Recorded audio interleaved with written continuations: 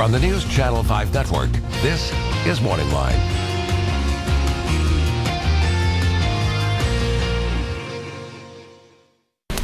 Good morning, everyone. Thanks for joining us on MorningLine. Nick Barris here on a Wednesday. I'll tell you what, Tennessee right now is a good place to come and find a job, to work and to make a living. I mean, it's a great state anyway, but boy, I guess the landscape right now for finding jobs is, dare I say, as good as it's ever been. And you know, we're going to get into the situation with unemployment, jobs, the economy, and the like. We can take some of your phone calls if you're wondering, you know, where are the best jobs, where to find them, and how to go about doing that. If you're thinking of a career change, or if you're someone right now just looking for work, today's the show you'll want to join. 737-7587. You can call in as you see Tennessee unemployment rates and workforce services with us to talk about. Folks, it's their job to pay attention to this at the state level, and the commissioner of the Tennessee Department of Labor and Workforce Development, Burns Phillips, is here. Good morning to you, sir. You're one of my favorite commissioners. You know, a lot of these commissioners at the state level, you know what? They're grumps, okay? They can be quite effective at what they do, but I personally don't like spending much time with them. This guy's the exception to the rule.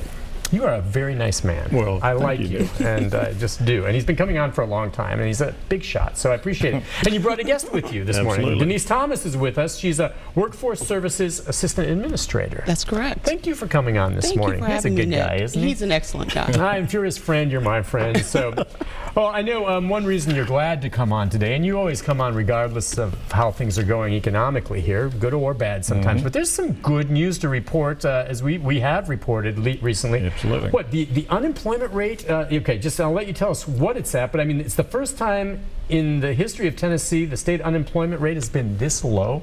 Yes, 3.6%. Really? Okay, now that's a good rate. I mean, Absolutely. It's ahead of, is that ahead now of the national average right now? Is it, where do we stay? The national is 4.4, I think. 4. Okay, 4, something 4, like that. Yeah. So we are ahead, and in the southeast, there's only one state that is lower than we are, and that's Arkansas. For whatever reason, slightly less. But this speaks to Governor Haslam's goal to be the leading state for jobs in the southeast. Essentially, what that number means is there are fewer unemployed folks in the state than ever before. Does it mean there's more people working than ever before? How do you view it? Well, there are more people working. But you look at the workforce, which are the number of people who are working and looking for work. Okay. So that's where you get the ratio. That's right. And so yes, there are more people working, and it's understandable. Tennessee is a very vibrant place to be. The economy. You can just look around town. You can see all the construction that's happening. People are moving in from out of state. And we have been able to set up tools under the blessings of the governor that make it easier for people to find jobs and to connect people with businesses, and that connectivity is extremely important. Yeah, well, and you hit it on the head. I was wondering at this time, now I don't know about the whole state, but I mean Nashville is booming, and you know I was just working on a story downstairs where they're saying like 100 people move here every week or something like that, okay? And that's way far more than the folks leaving this area, and yet we're still able to accommodate them economically with jobs. That's one reason I assume they're coming. Now, I don't know if it's the same as much, you know, in East Tennessee or West Tennessee, but here we're accommodating these folks that are moving here, aren't we? Well, we are, and it really is a statewide phenomenon. Of course, in the metro areas, of course, they're up, and especially Nashville, but Tennessee in general is experiencing a lot of economic boom because of the new businesses and industries that have come here. And of course they come here because they have evaluated the workforce, and they have a lot of faith in the workforce and the work ethic of the people in Tennessee. And you know, we've been very fortunate to have a governor who understands teamwork and collaboration, and one of the reasons that the state is doing well is because of the collaboration between, at least in our world, between TBR, Economic and Community Development, and ourselves. We work sort of like a three-legged stool, if you will, to provide workers to the industries that come here. All right, so I guess just this week, Governor Haslam says here announced 1,000 new jobs for Bledsoe County. Okay, that's southeast Tennessee, and that's probably one of those counties that didn't have a ton of jobs or needed this, and it brings that in. All right, so attracting new jobs. Okay, How's he doing that? Is it at what cost in terms of incentives? Is it also just building up and having attractive education systems? What's working in here? Well, I think there are a lot of factors, and one being that when businesses come to Tennessee or look at Tennessee to move here, they're also looking at the living that can be afforded their families, schools, recreation, things of that nature. Tennessee has an awful lot of that, but really it's a combination. You can't put your finger on any specific one. It's a combination of the programs that the governor's put in effect with education. It's also because of what we do as a department with workforce development, and of course ECD has done a fantastic job bringing new businesses to the state.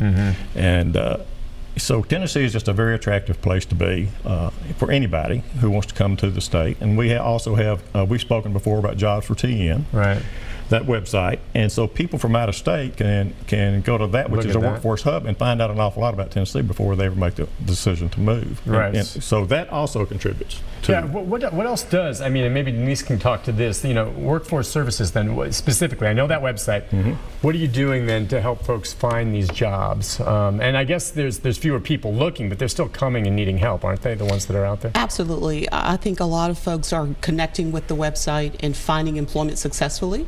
There are individuals that still are not quite sure how to navigate the world of work, and they need additional assistance with either finding a job or acquiring the skills to meet the industry demand. Right. And that's where the magic really happens behind the scenes in our department. Is, you know, under the workforce development umbrella, we take these individuals, assess them, determine what their interests and skills are existing, and try to align that with what industry needs are. So how do they come to you again? Because I know you got, is there an office still over there in Metro Center? Yeah, you go in, you know, and we're just, so, and by the way, so these could be folks looking for a career change, they could be folks who have lost their jobs, could be folks just getting started maybe in the workforce? Absolutely, all facets. And so they come into some of, what do they call those centers? The American Job Centers. Okay, the American Job Center. So they'll come in there, and then the staff there, I mean, I know you were real busy during the tough economy, you know, several years back, 10 years ago, but now they come in, they get an assessment.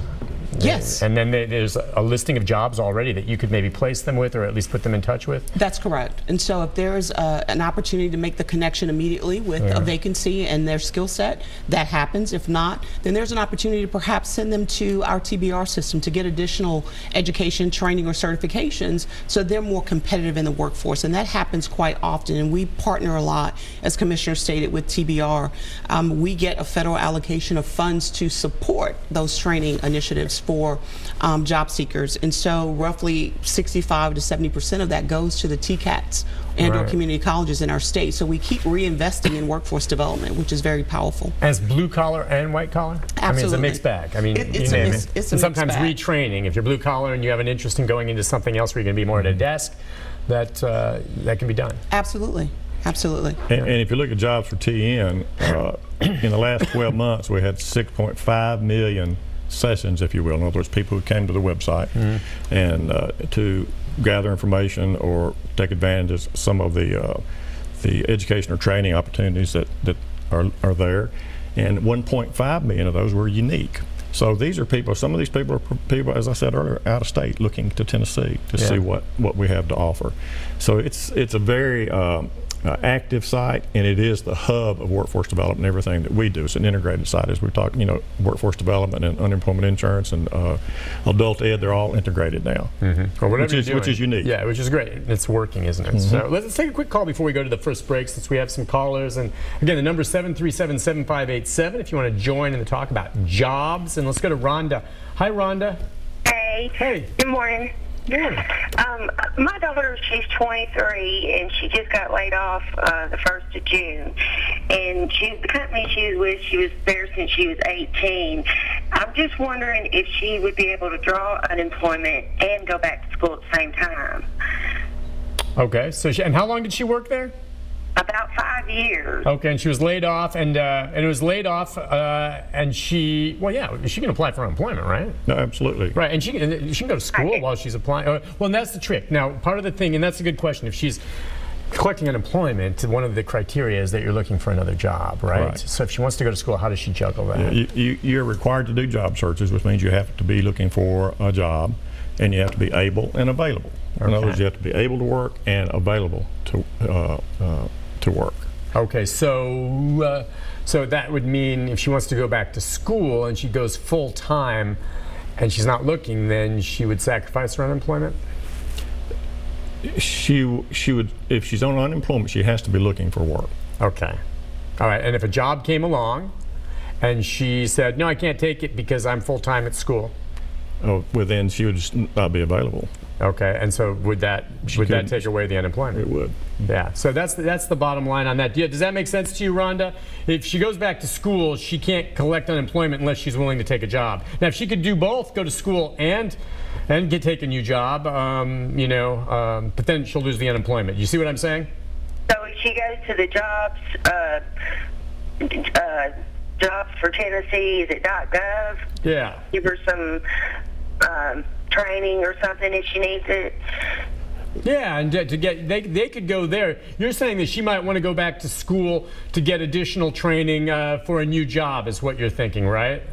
Right. Okay, so and that's always a great option, going back to school. But if she came to one of these centers and was interested in getting some type of retraining, if you found a match, how do you do that? So we would do a couple of things. One, we would start with simply where she is and have her go through the application process for unemployment insurance. If she successfully receives unemployment insurance, it makes her a dislocated worker, which would qualify her for additional education and training. Okay. And that's the beauty of having an integrated system.